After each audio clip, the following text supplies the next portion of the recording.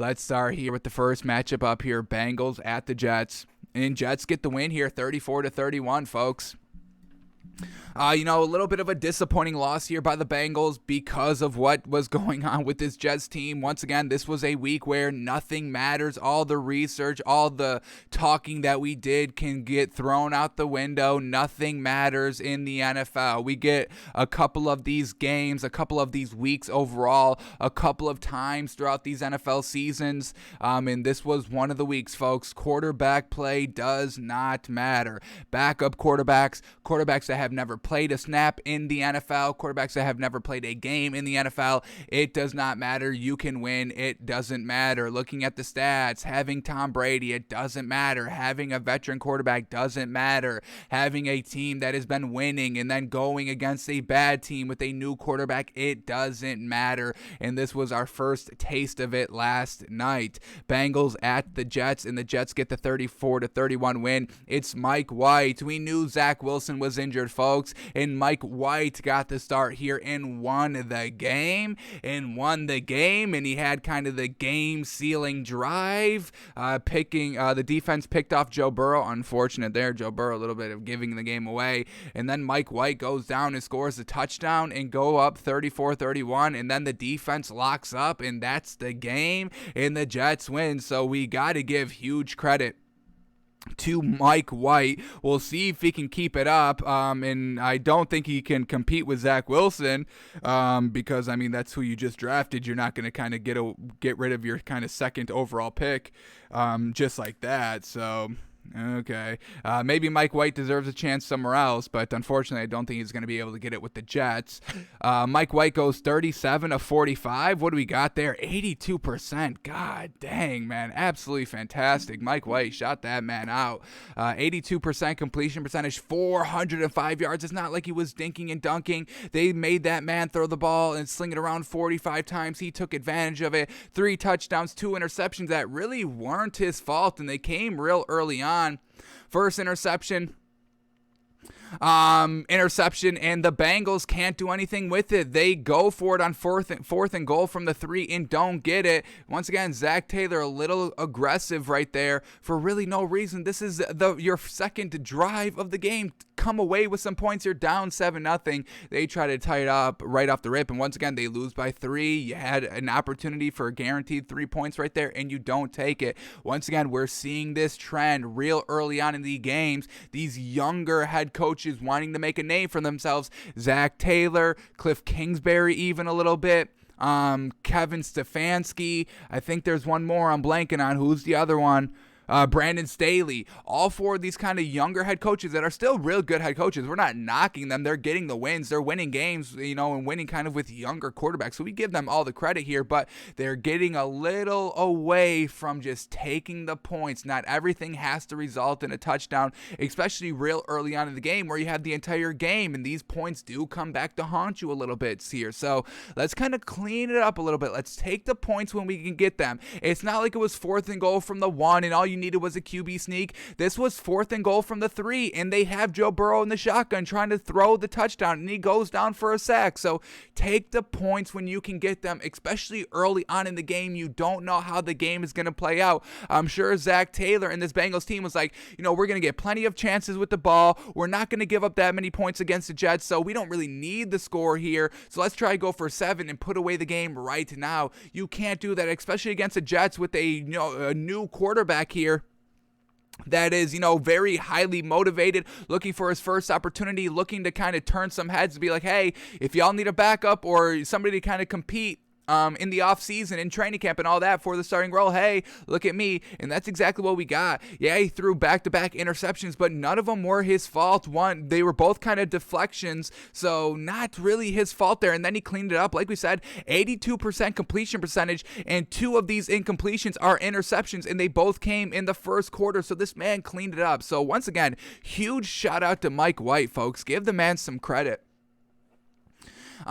Should he kind of like rival Zach Wilson? Maybe Zach Wilson needs to take like a little bit of a background role for this Jets team. Learn and analyze and take it all in stride and all that. Get 100% healthy. Learn a little bit more, and then the Jets can also be competitive while Zach Wilson's learning. Once again, I mean, we get no real firm evidence that starting a quarterback week 1 or letting him kind of rest an entire year. We don't really have a lot of data that shows one option is better than the other. We have glimpses of both. Patrick Mahomes, Lamar Jackson, the two most notable quarterbacks that kind of sat for their first year and then came out, and now look at them. I mean, they're already in kind of the greatest current quarterbacks right now conversation. So, maybe this could benefit Zach Wilson. We'll see what Robert Saleh decides to do. Once again, first-time head coach, real big decision right here. Do you want to be competitive and try to win games with Mike White if he can kind of keep this level of play up, or is this kind of a one and done? And, what do you do with Zach Wilson? So this is a huge, big meatball decision, I would say, for Robert Saleh, and we'll see what he decides to do with it. But nonetheless, Mike White getting it done this game, stepping it up, next man up mentality. We talk about it all the time here. A lot of credit there to Mike White. Alrighty, what else do we got here? Mike White does really, really good. Michael Carter, once again, real solid here. Rookie running back for this Jets team, getting it done. 15 carries, 77 yards, and a touchdown. Who is Mike White throwing to? We get Michael Carter, the running back, 9 receptions, 95 yards. Jamison Crowder, 8 catches, 84 yards. Ty Johnson, 5 receptions, 71 yards, and a touchdown. Elijah Moore, 6 catches, 67 yards. Denzel Mims, 2 catches, 30 yards. Keelan Cole, 3 catches, 25 yards. Tyler Croft, 2 catches, 20 yards, a touchdown. Braxton Berrios, 2 catches, 13 yards, and a touchdown. Jeff Smith, 1 catch, 10 yards. This man was literally giving it to everybody. His running backs, his actual wide receivers, the rookie wide receiver, Elijah Moore, 6 catches, 67 yards. I don't think Zach Wilson has given Elijah Moore this good of a game so far. I think this is Elijah Moore's best game. How crazy. Let me double check. It is his best game. Look at this. His most targets. They don't label targets here, but his most receptions right here, his highest yards. And it took a quarterback that has never played before to get Elijah Moore his best game. Real interesting, folks. Real interesting. So shout out to Mike White even more now. Absolutely fantastic game. All right, now let's switch gears to this Bengals team and start talking about them and breaking them down a little bit. We set a bar for this Bengals team this week. We were already kind of buying this Bengals team about 95%, and if we wanted to buy them 100%, this is what we wanted to see out of them. All we wanted to see was score consistently on medium-long drives. We didn't want the home run ball, which is kind of the reason why they've been scoring a lot of their points over the last couple of weeks. We're not knocking them for that. We just wanted to see more consistently. Were they able to have like 10 to 13 play drives that go for about 75, 60 plus yards that result into some meaningful points here? So let's take a look at some of these drives right here and how they scored and looked at that to see if we can say that they did kind of reach our goal. Now, they unfortunately did lose this game. We're not going to put that 100% on this Bengals team, or we're not going to sell the Bengals 100% for that. For losing this game. It's unfortunate. Wonky situations happen. This is NFL. This is football. This is betting on sports, all that. This is like the prime game of, hey, everything could not matter. Whatever you see, whatever you talk about, whatever you think about this game, it doesn't matter. We get, like I said at the top of the show, we get a couple of these games, a couple of these overall weeks here in the NFL a couple of times a season, and this is a perfect example for it. So the Bengals, they turn it over on downs after the interception on 4th and goal, can't get it. Then they get another interception and are able to capitalize on a 15-yard drive that results in a touchdown. Then they go on a 10-play, 65-yard drive that results in a touchdown, and they drove the ball decently down the field right there. This is exactly what we wanted to see. And then a field goal drive, 6 plays for 46 yards that results in a field goal. But look at this, a one-time big play right here, 46 yards that went big, and then we get pass incomplete, a 4-yard penalty, a pass incomplete, and then they have to settle for the field goal, unfortunately. So one kind of, one big hitter on that drive. Then we get another touchdown. That's once again a one big hitter, a 54-yard pass that brings them right into the goal line, basically, and they're able to capitalize, which is still good. Then they go on another touchdown drive, 14 plays, 75 yards, and they really don't have that one big play that really set everything. Their biggest play was 21 yards, and that's an average-ish big play. It's not a 50-yard, it's not a 60-yard. That kind of brings them right to the goal line, so that's fantastic. And that was really their only big drive of the game. So they did it kind of 50-50, big plays, good drives, all of that. So we're still going to be hovering about 95%. We're not going to buy them 100%. Definitely not that they lost and all that. So we are still good on this Bengals team. And we'll see kind of next week how they bounce back off of this loss. But Bengals lose 34-31. Let's quickly go over these stats here, and then we will move on to the next matchup.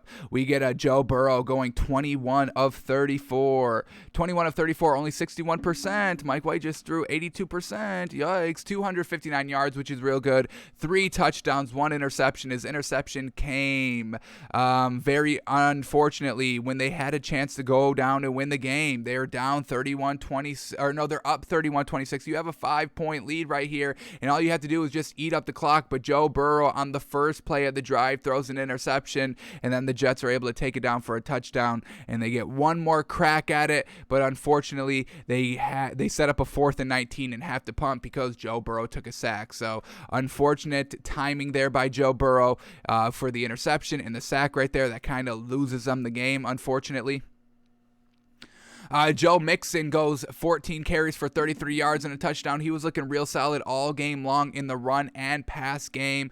Who was Joe Burrow throwing to this game? T. Higgins, leading receiver, 4 catches, 97 yards. Tyler Boyd, 5 catches, 69 yards and a touchdown. Joe Mixon, third leading receiver, I should say, 4 catches for 58 yards and a touchdown. CJ Uzama, 4 catches, 33 yards. And then look at this, folks. Jamar Chase, 3 catches for only 32 yards and a touchdown. So this is kind of another good silver lining for this Bengals team. They were able to move the ball decently throughout the entire game, put up 31 points, all that, without really utilizing Jamar Chase that much. They tried to. He had 9 targets. He was the most targeted receiver for the Bengals, but he didn't get the most production, and they were still able to put up 31 points. So that's a little bit of a silver lining for this Bengals team heading into next week, even though they lost against an opponent they really shouldn't have lost to in the Jets. But shout out to Mike White. That's all we can say. Shout out big time to Mike White, and we'll see how long. I think Zach Wilson may be out for at least one more week, so we'll see if Mike White can really kind of put the pressure on Robert Saleh. Will be like, hey, let's roll with me until, we start floundering a little bit. Then you can go back to Zach Wilson. But Jets get the win 34-31 over the Bengals.